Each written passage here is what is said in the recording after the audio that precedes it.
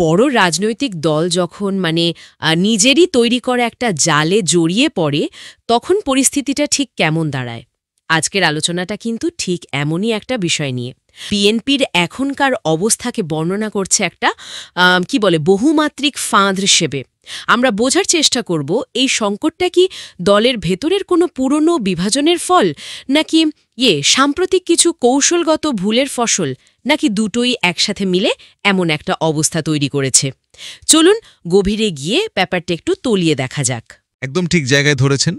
এই সূত্রটা আসলে বিএনপির ভেতরের দুটো জিনিসকে এক সুতোয় বাঁধার চেষ্টা করেছে। এক হলো বহু পুরনো কিছু সমস্যা, যা কাঁচের নিচের ফাটলের মতো এতদিন ধরে বেড়ে উঠেছে, আর দুই, সাম্প্রতিক সময়ের কিছু সিদ্ধান্তহীনতা, যা দলটিকে বলতে গেলে খাদের কিনারে নিয়ে গেছে। এখানে তো প্রায় 15 বছরের পুরনো বিভাগদিকে থেকে শুরু করে আজকের নেতৃত্ব সংকট, এমনকি রাজনৈতিকভাবে প্রায় বন্ধুহীন হয়ে পড়ার মতো গম্ভীর বিষয়গুলো উঠে এসছে। আমাদের আজকের আলোচনার লক্ষ্য হল এই সূত্রের আলোকেই বিএনপির সংকটের মূল কারণগুলো ব্যবচ্ছেদ করা। এই রিপোর্টের যে বিষয়টা আমাকে সবচেয়ে বেশি ভাবিয়েছে সেটা হলো সংকটের শুরুটা চিহ্নিত করা হয়েছে অনেক আগে থেকে।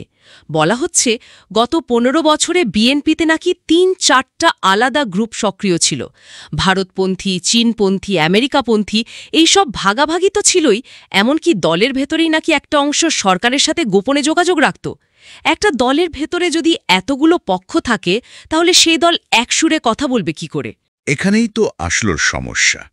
আর এই বিভক্তিগুলো আরও মারাত্মকভাবে স্পষ্ট হয়ে ওঠে 2007 সালের ওই যে 111 বা 11-11 রাজনৈতিক পথ পরিবর্তনের সময়।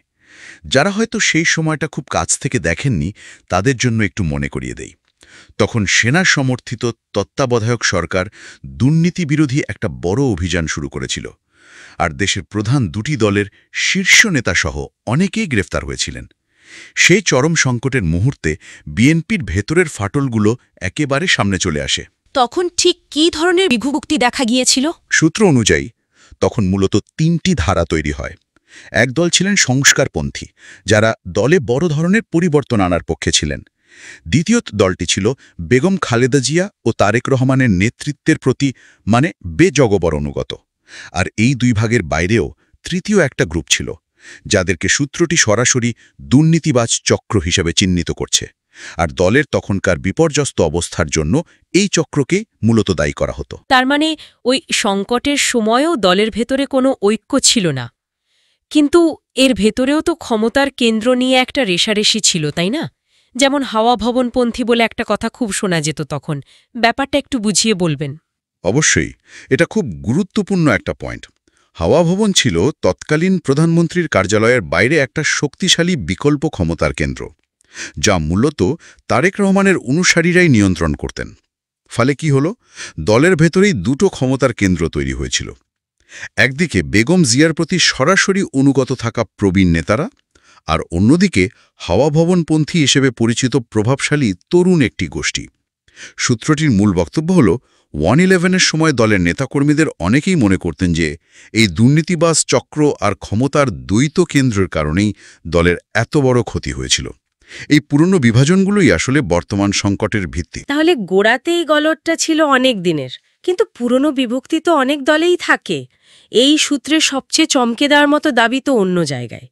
বলা হচ্ছে যে চক্রটিকে 111-র সময় সবাই দলের ভিলেন হিসেবে চিহ্নিত করেছিল, পর্দার আড়াল থেকে তারাই নাকি এখন আবার চালকের আসনে। এটা কিভাবে সম্ভব হল? এটাই এই প্রতিবেদনের সবচেয়ে বিস্ফোরক অংশ বলতে পারেন। সূত্রটি দাবি করছে 111-এর সময়কার সেই দুর্নীতিবাজ চক্রটি আবার একজোট হয়েছে, এবং এখন তারাই নাকি দলের অর্থনৈতিক বিষয়ে, চাঁদাবাজি, এমনকি নির্বাচনে মনোনয়ন দেওয়ার মতো গুরুত্বপূর্ণ সিদ্ধান্তগুলো নিয়ন্ত্রণ করছে। তাদের কাজের ধরন বোঝাতে সূত্রটি একটি ভয়ানক উপমা ব্যবহার করেছে, আন্ডারওয়ার্ল্ড ডন। তাদের সশরীরে কোথাও উপস্থিত থাকতে হয় না, টেলিফোনেই সব কাজ হয়ে যায়। কিন্তু এটা কি বিশ্বাসযোগ্য? এত বড় একটা দলের শীর্ষ নেতৃত্ব, যিনি বিদেশে থেকে দল পরিচালনা করছেন, তিনি নিজের দলের ভেতরের এত প্রভাবশালী একটা চক্রকে চিনতে পারবেন না বা তাদের কর্মকাণ্ড সম্পর্কে জানবেন না? এটা কি একটু অস্বাভাবিক শোনায় না? আপনার প্রশ্নটা খুবই যৌক্তিক, এবং সূত্রটি ঠিক এই দ্বিধাটির কথাই বলছে। তাদের মতে এটাই দলের শীর্ষ নেতৃত্বের জন্য সবচেয়ে বড় ট্র্যাজেডি। হতে পারে তিনি তাদের আসল পরিচয় বা তাদের কাজের পরিধি সম্পর্কে পুরোপুরি অবগত নন, অথবা তাকে যা জানানো হচ্ছে তার ওপরই তিনি নির্ভর করছেন। বিষয়টা এমনও হতে পারে যে এই চক্রটি শীর্ষ নেতৃত্বের নাম ব্যবহার করেই নিজেদের কাজ গুছিয়ে নিচ্ছে। এই রিপোর্টের একটা মূল বক্তব্য হল তারেক রহমান কয়েক হাজার নেতাকর্মীকে দল থেকে বহিষ্কার করেও এই স্রোত আটকাতে পারেননি। ফলাফল উল্টো হয়েছে। বহিষ্কৃতরা আরও শক্তিশালী প্রতিপক্ষ হিসেবে আবির্ভূত হয়েছে, কিন্তু দলের ভেতরের মূল নিয়ন্ত্রকরা তারা ঠিকই রয়ে গেছে। তার মানে একটা অদৃশ্য শক্তি দলকে ভেতর থেকে নিয়ন্ত্রণ করছে, অথচ বাইরের নেতৃত্ব সেটা হ্রাস টানতে পারছেন না। এ পরিণতি তো ভয়াবহ হওয়ার কথা। আর সম্ভবত সেই কারণেই সূত্রটি একটি দুর্দান্ত ইংরেজি প্রয়োগ ব্যবহার করেছে, যা আমার মনে হয় পুরো পরিস্থিতিটা এক কথায় বলে দেয়: ডেন্ট অ্যান্ড বেন্ড। এর মানেটা কি দাঁড়াচ্ছে? ডেন্ট মানে হলো টোল পড়া বা দেবে যাওয়া, যেমনটা ধরুন গাড়ির গায়ে ধাক্কা লাগলে হয়। আর বেন্ড মানে বেঁকে যাওয়া বা নুয়ে পড়া। সূত্রটি এই শব্দগুলো ব্যবহার করে বোঝাতে চেয়েছে যে বিএনপি এমন একটা অবস্থায় পৌঁছেছে যেখানে সে একদিকে বিভিন্ন চাপে দেবে যাচ্ছে, আবার অন্যদিকে নিজের আদর্শ বা অবস্থান থেকে বেঁকে যাচ্ছে। এর কোনো স্থির বা দৃঢ় রূপ আর অবশিষ্ট নেই। একটু থামাই আপনাকে। ডেন্ট অ্যান্ড বেন্ড মানে একদিকে টোলখর্দ, অন্যদিকে বেঁকে গেছে। একটা রাজনৈতিক দলের জন্য এর চেয়ে করুণ অবস্থার কি হতে পারে? এর মানে তো দাঁড়ায় তাদের কোনো আদর্শিক বা কৌশলগত মেরুদণ্ডই আর অবশিষ্ট নেই। এই অস্থিরতার ঠিক কোন কোন ক্ষেত্রে দেখা যাচ্ছে সে বিষয়ে কি সূত্রটি নির্দিষ্ট কিছু বলেছে? হ্যাঁ, প্রায় সব ক্ষেত্রেই এর প্রভাব দেখা যাচ্ছে। যেমন ধরুন আন্তর্জাতিক সম্পর্কের কথা। সূত্রটি বলছে দলেরই একটি প্রভাবশালী অংশ নাকি ইচ্ছাকৃতভাবে পশ্চিমের সঙ্গে, বিশেষ করে ইউরোপ ও আমেরিকার সঙ্গে সম্পর্ক নষ্ট করার চেষ্টা করছে। ফলে যা হয়েছে, গত 14-15 মাসে বিএনপির ব্যাপারে পশ্চিমা দেশগুলোর দৃষ্টিভঙ্গিতে বহুবার নাটকীয় পরিবর্তন এসেছে। তারা একবার কাছে টেনেছে, আবার দূরে সরিয়েছে, কোনো স্থির অবস্থান তৈরি হয়নি। আর দেশের ভেতরে সরকারের সাথে সম্পর্কের ক্ষেত্রে কি বলা হয়েছে? সেখানেও কি একই ডেন্ট অ্যান্ড বেন্ড অবস্থা?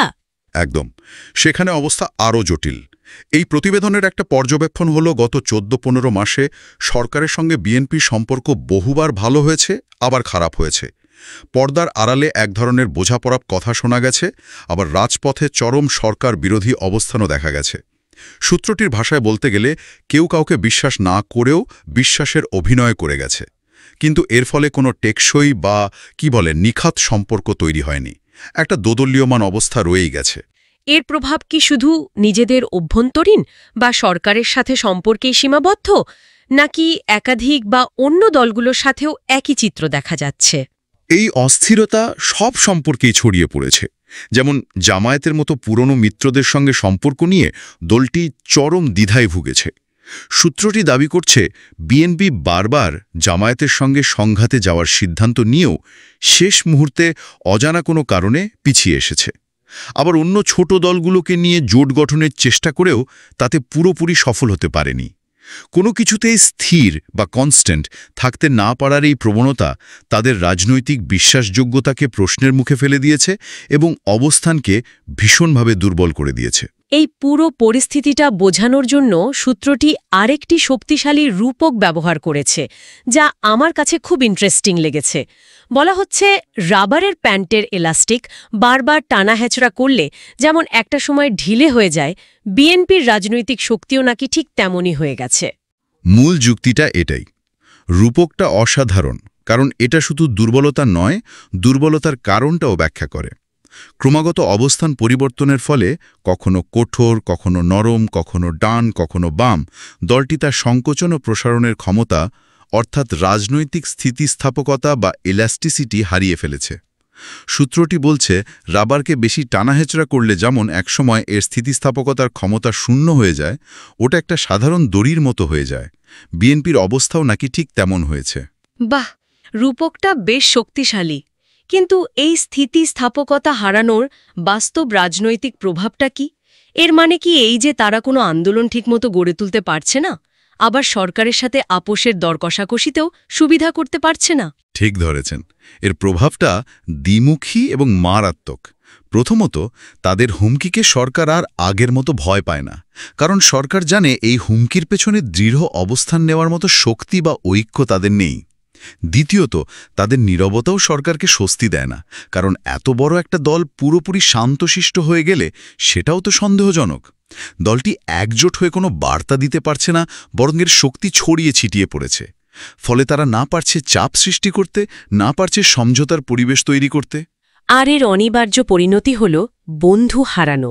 সূত্রটি একটা খুব প্রচলিত বাংলা প্রবাদ ব্যবহার করেছে, দলটি নাকি একুল ওকুল দুকুলই হারিয়েছে।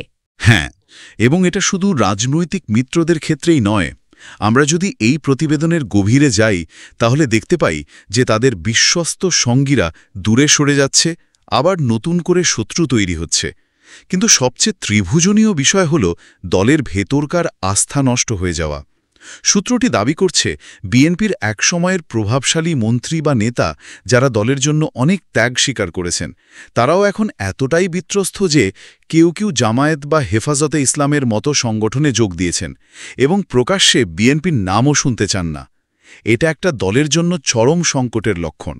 তাহলে পুরো আলোচনাটা যদি এক জায়গায় আনি, যা বোঝা গেল তা হল বিএনপি একদিকে তার ঐতিহাসিক বিভাজন এবং ভেতরকার এক প্রভাবশালী চক্রের সঙ্গে লড়াই করছে, যা অনেকটা ক্যান্সারের মতো ভেতর থেকে দলকে শেষ করে দিচ্ছে, আর অন্যদিকে ক্রমাগত কৌশলগত ভুলের কারণে তারা আন্তর্জাতিক অঙ্গনে এবং দেশের ভেতরে সব জায়গায় ক্রমশ একা ও দুর্বল হয়ে পড়ছে।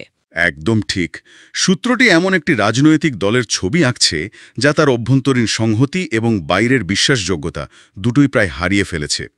এটি এমন একটি দলের গল্প যা নিজের আদর্শিক কেন্দ্র খুঁজে পেতে ব্যর্থ হচ্ছে এবং বারবার ভুল সিদ্ধান্তের চক্রে ঘুরপাক খাচ্ছে। সবশেষে সূত্রটি একটি গভীর প্রশ্ন রেখে আলোচনা শেষ করেছে, যা আমাদের শ্রোতাদেরও ভাবনার জন্য রেখে যাওয়া যায়। সব কুল হারিয়ে বিএনপি শেষ পর্যন্ত কোন তীরে গিয়ে দাঁড়াবে, এবং ভবিষ্যতের প্রায় অসীম মনে হওয়া এই চ্যালেঞ্জগুলো তারা কিভাবে মোকাবেলা করবে।